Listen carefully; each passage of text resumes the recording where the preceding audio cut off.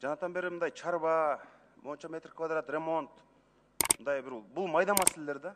Эң башкысы телеканалды эркин, адилеттүү, калыс телеканал кыла алдыңарбы? Андай кыла алган жоксуңар. Платон менин досум, бирок чындык андан кымбат жогору турат дегендей, алдыдагы 5-10 тең мындай байке агайыны болуп жүрөбүз. Бирок чындыгын айтыш керек. КТРди силер коомдук телеканал кыла алган жоксуңар. Коомдук деген сөздүн өзү бул бийликтик эмес, бул коомдуку деген сөз.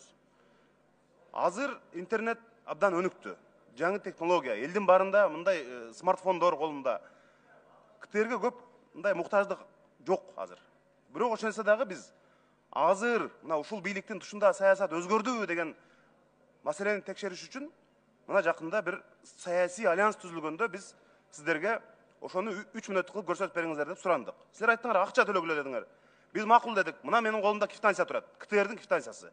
176 000 сом алдыңар.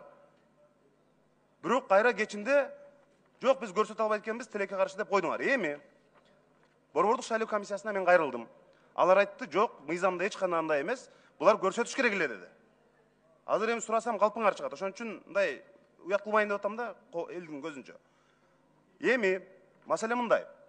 Мындан ары башка партиялардын, башка саясий биригүүлөрдүн бир жаңылыгын көрсөтө турган болсоңор, баарыңар отставкага кетишиңер керек. Мен ошону талап кылам. Мындан ары. Мына силер көрсөтпөдүңөрбү, баарына бирдей мамиле. Коомдук деген мааниси ошол, түпкү өзөгү ошол. Ал биз сиздерди КТРди ремонттоп бер, айнегин жалтыратып бер деп алып барган жокпуз. Анын кереги жок.